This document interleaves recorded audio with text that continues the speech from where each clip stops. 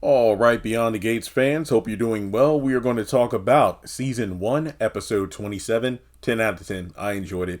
I know that we were missing some characters like, Danny and for that matter, Eva. Leslie's been you know what, no, even though Leslie hasn't been around a lot lately, it's all good because you know what?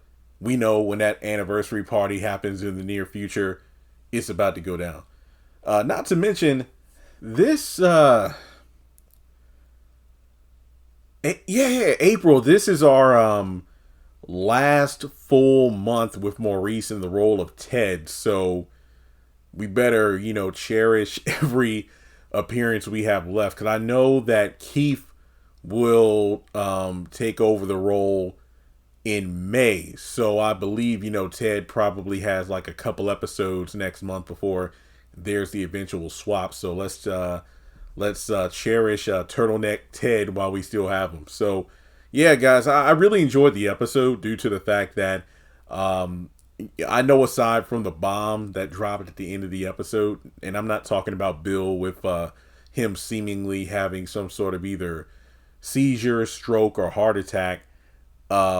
Nicole talking to Ted, and then the news of Joey's mom being dead last year being a huge revelation. But I think the majority of us knew, we already knew that not only was Joey's, quote unquote reason for interacting with Vanessa in the first place being that he wanted to buy a house for his mom was a lie.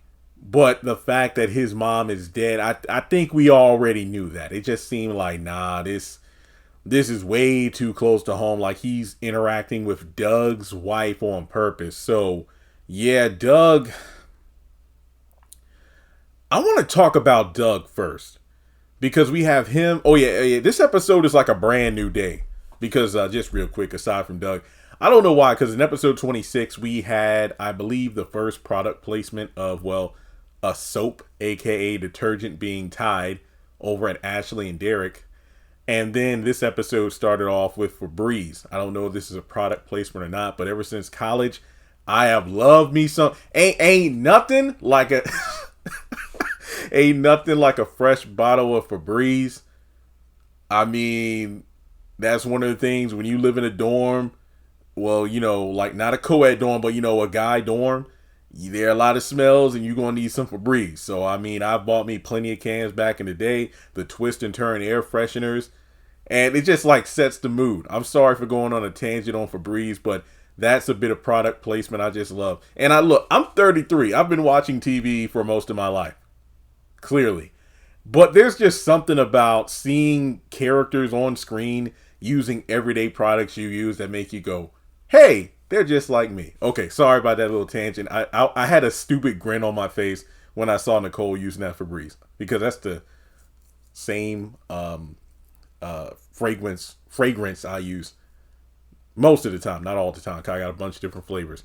Again, sorry about that tangent. I just love that moment. Okay, so to set up the episode, Ted and Nicole are on the phone for the first time, and I feel great for Nicole here because she's like, wow, for the first time in a long time, I have 0 appointments today, and I'm happy for her. Obviously, we know that at some point the bomb is going to drop about Ted and Leslie, Dana, whatever. But when you think about it, of course, Danny is the sister with like the most stuff going on. But to have Nicole being the person who's always looking out for others have a day where she can kind of like relax and just hang out with her girl Vanessa is great because before the show started, it was established that Vanessa is Nicole's bestie, but in reality, it seems like she has way more interaction and a connection with Danny, who just so happens to be her next door neighbor.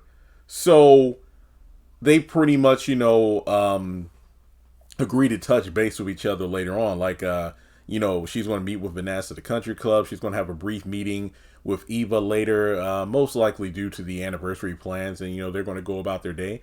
So then we go over to the country club and you got Doug and Randy there. And they're just chatting about, like the situation involving the casino. Now, to be completely honest, A lot of us called this during like week 1 or week 2. Doug is in trouble. Doug is in trouble. Now, not just with his debt with Joey, but based on this episode, I think he is going to F up.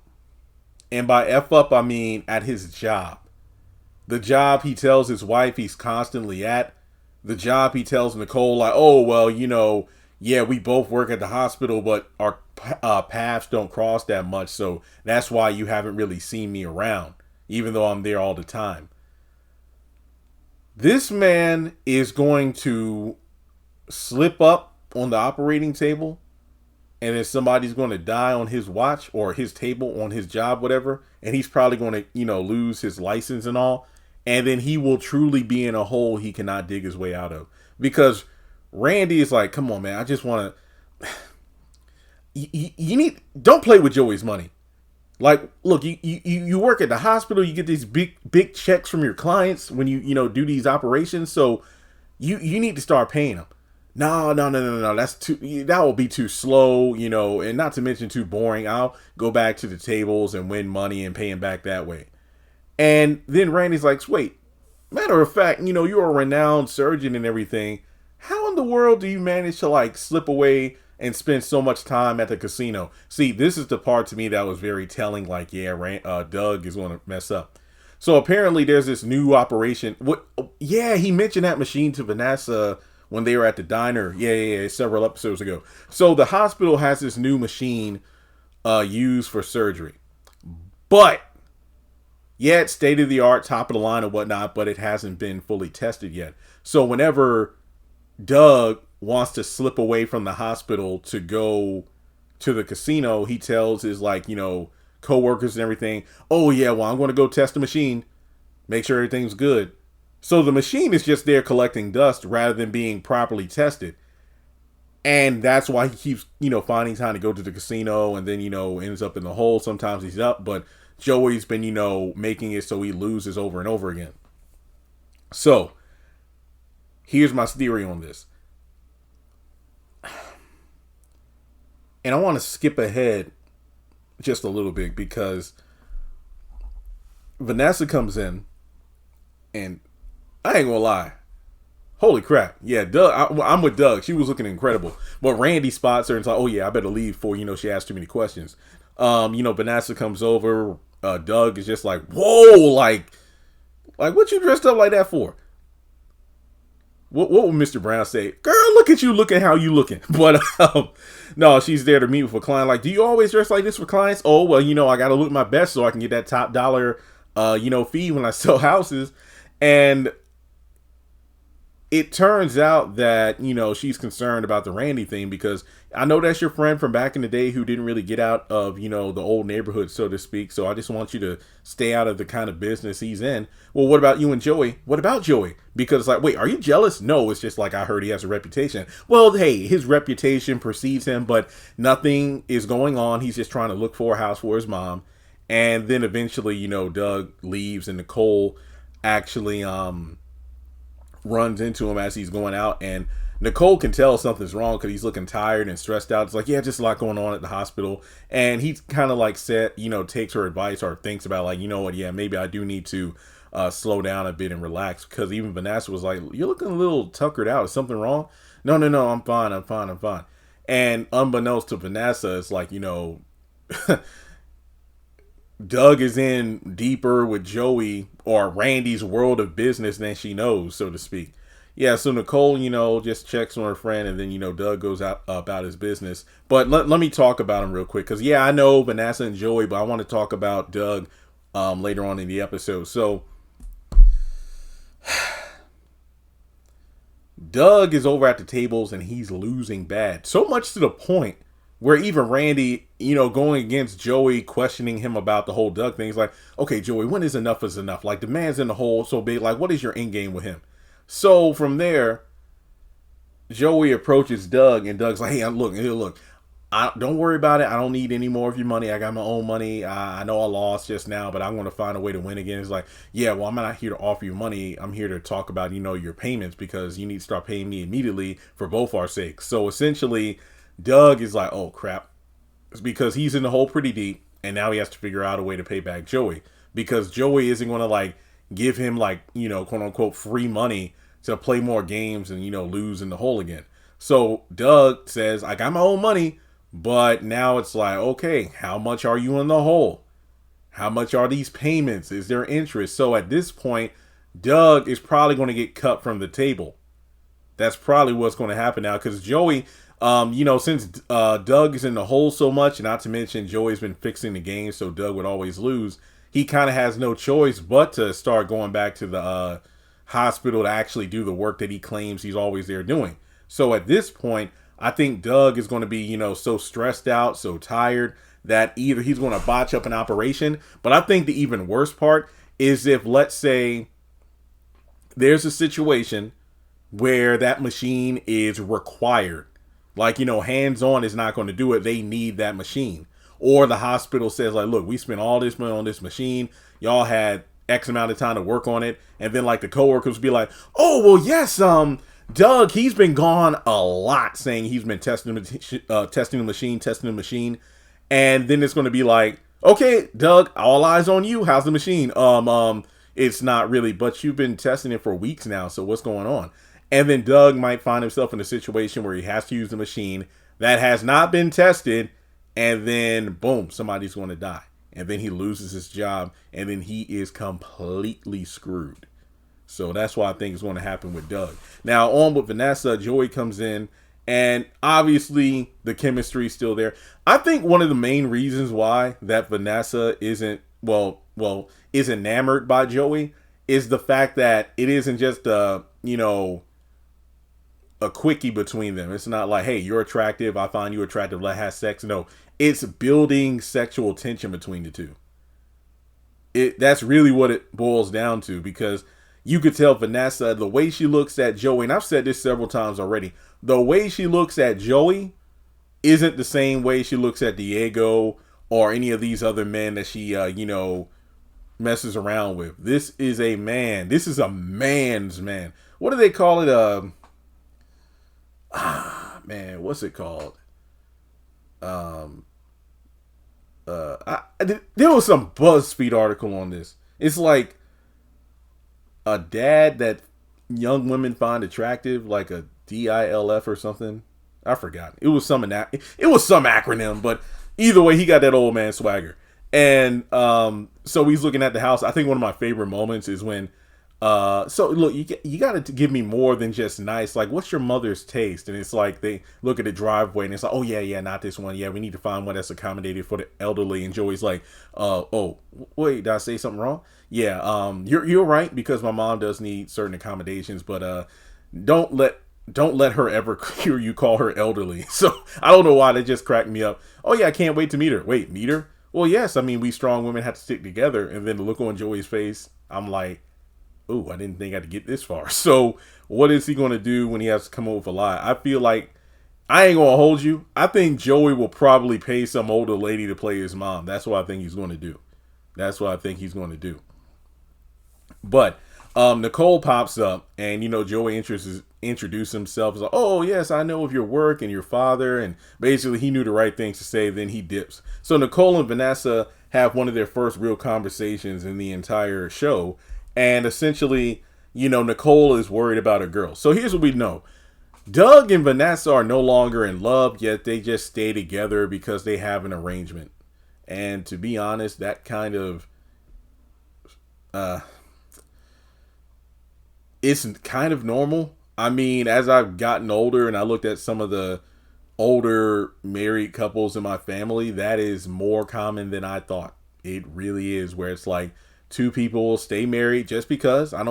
It's not necessarily just for like appearances and whatnot, but they have situations where they sleep in separate rooms, or they, hey, they got this partner that, I don't know. It's like, hey, I'm not judging, because I mean, I personally don't understand it, but it's just one of those things where I guess as some, not all, but some couples that have been married for so long, they just decide, you could do whatever. We'll still be married on paper, but we'll do our own thing. So Nicole even asked, like, why don't you just have a clean break? I mean, because you all, like, Doug had game at the beginning, and Vanessa's like, oh, that game is long gone, because remember, these two are high school sweethearts. I mean, their kids are grown, out of the house and whatnot, so at this point, like, why don't you just get a divorce? And it's like, be careful. It's like, well, hey, the things I'm doing now with all these men, it's not like I wouldn't be doing the same thing, if I was divorced. So what's the difference? And then she's really worried about Joey and all that stuff. And it's like, well, I vetted him and I did research and all, but look, man,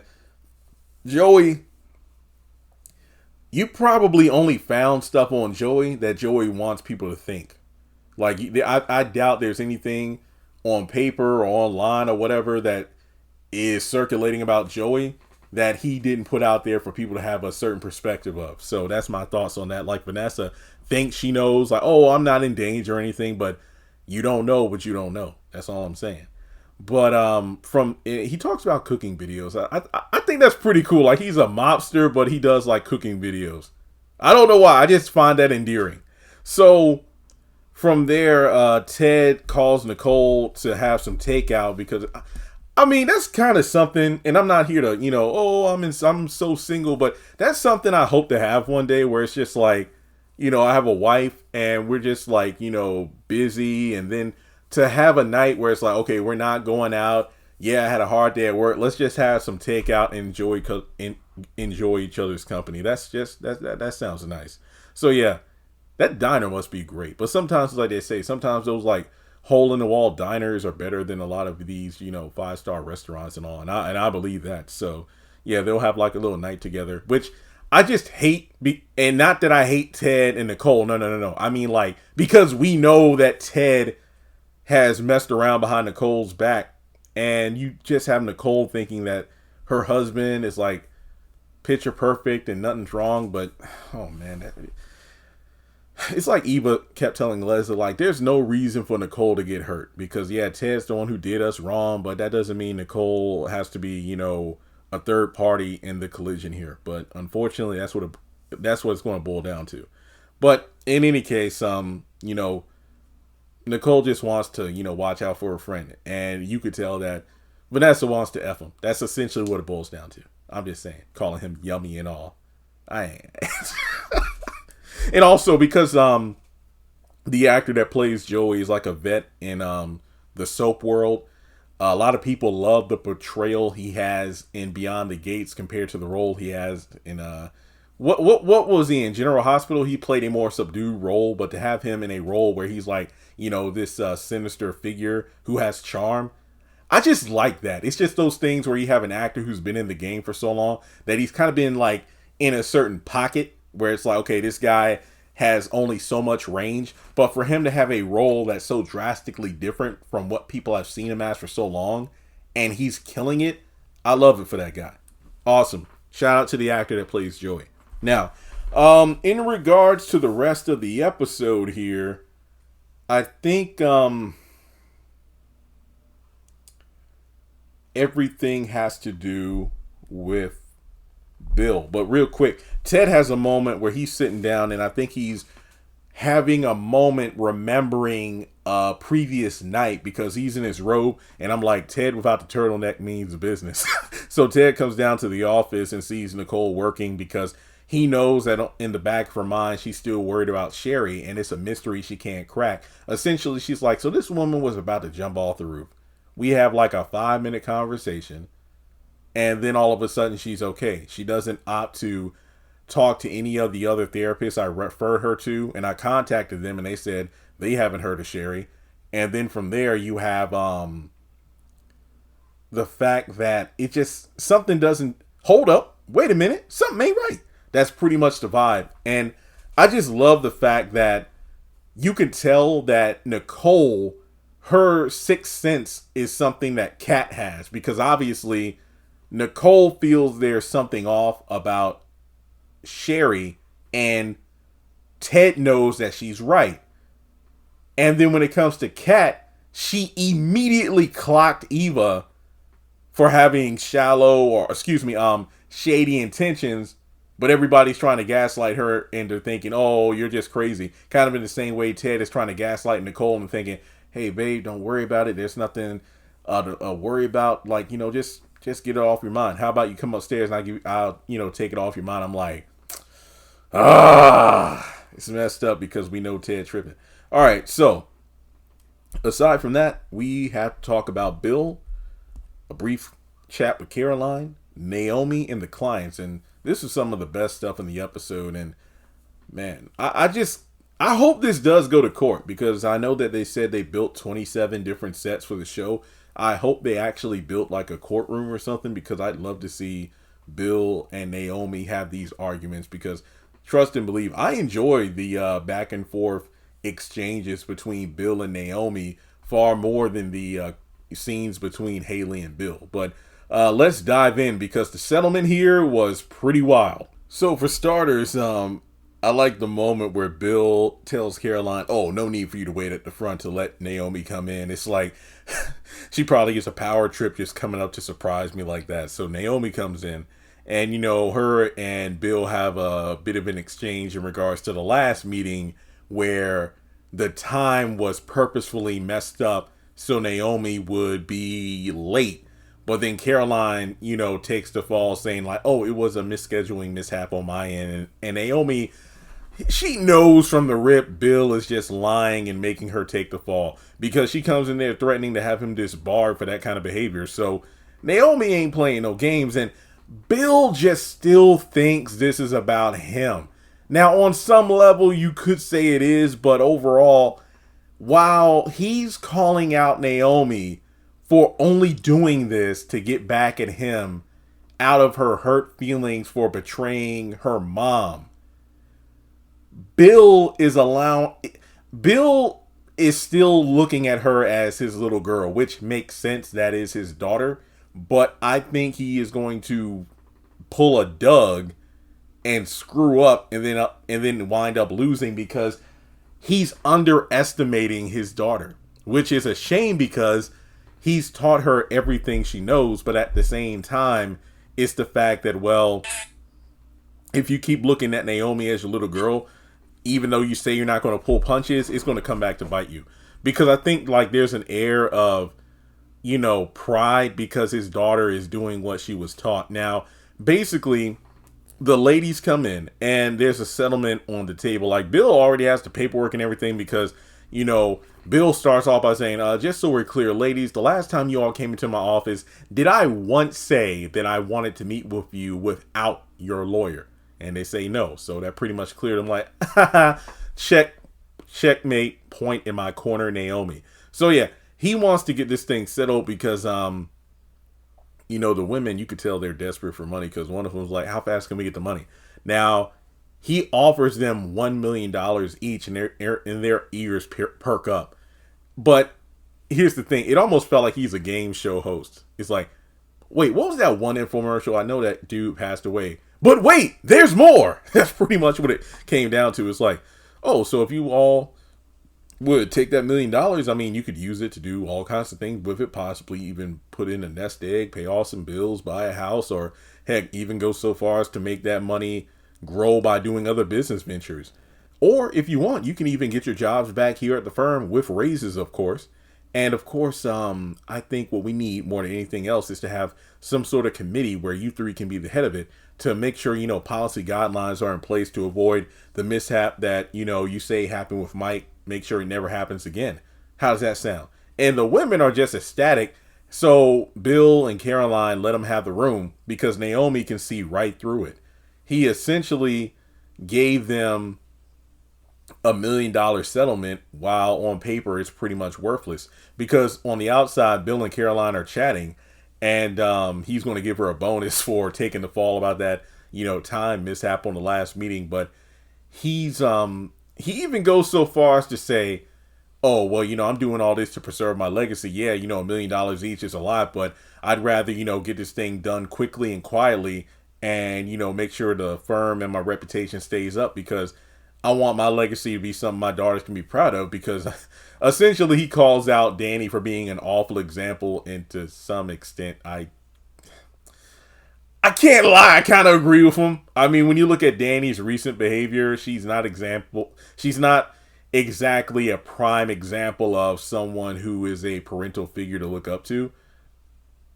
Yeah, she's hurt, but you know, there are limits to these kind of things if you ask me. So, back in the office, Naomi kind of burst the bubble of these women. Like, first of all, yeah, $1 million is a lot, but you're not getting $1 million because imagine the taxes. Yeah, I know the taxes, and then of course your fee, but Naomi, it's still a lot of money left. And they all kind of go down the line of how the money can help them. Like, the one woman says, like, it could pay off medical bills, aka I think her mom. The other one's like, yeah, student loans, and then the other one's like, yeah, I could buy a house and get a lot of shoes and stuff like that. And then Naomi I love the way Naomi did this because of the fact that a lesser attorney would just settle. It's like, oh, well, $1 million each. I get a big cut of that, so I'm good. Yep, Bill, you got yourself a deal. No, Naomi goes down the list of all the various things. And I love how she broke down. Okay, so do you all really want to work here again? Well, yeah, I mean, we get our jobs back, we get the raises, and then on top of that, come on, we're going to be heads of a committee to make sure nothing like this can happen again. But then Naomi's like, so how did it feel to walk back in? Well, we did see Mike, and did he approach you? No, but he just looked at us, and he hates us now. And none of the other women at the firm would even make eye contact. And of course, we know if we come back to our jobs, there's going to be a bunch of resentment because of the huge payout we got. Not to mention, it came out of the pockets of all the other partners. So, yeah. And then Naomi's like, yeah, there's nothing in this contract to say that, let's say they can't come up with some other excuses to eventually get you fired. And if you get fired, then there's no way for you to counteract with any sort of lawsuit. So, yeah, you might have that $1 million minus taxes and my fee. Yeah, you might be able to get your jobs back for a raise, but keep in mind that when all of you made those HR complaints, you were all fired within a month. So you really think you'll get this job back at the firm and it won't be hell for you? So, I love how they all take a moment to reflect, and then one of them's like, so Naomi, is the reason you don't want us to take this settlement, is it because of justice or because of you? And I really wish we could have gotten an answer to that question, but I guess Naomi gave an answer that they felt comfortable with, because when Bill comes back in, so ladies, rip the paper? No deal. Okay, we'll take it to court then. So the ladies step out, and it's just Naomi and Bill is just really going in on Naomi doing this because it's personal, but Naomi pleads with him to say, look, I'm doing what you taught me, to uphold justice in the law. Yeah, it's different, ways of looking at the law, but you cannot tell me that settlement of yours didn't have a bunch of holes in it that someone with any common sense that could look past $1 million settlement could find. And Bill is almost as delusional as Danny in some ways, where it's like he can't believe that Naomi is doing this for any other reason but to get back at him. So in the midst of his ranting, he starts, my arm is numb, so he's probably having a stroke or a heart attack, and that's how the episode ends. But I gotta admit, shout out to the actress that wait, is her name Ariel? I probably said that wrong, but the actress that plays Naomi, and like, Jeremy, you said you had a crush on her, yeah, all that. And like I said, that stuff aside, she is doing a great job at the role, because it really is hard to read whether or not she's doing this for personal or justice. But either way, her clashing of swords with her dad when it comes to legal debates is just awesome to see. So we'll just have to wait and see how things turn out. But with that being said, like and subscribe, and I'll catch you all in the next video.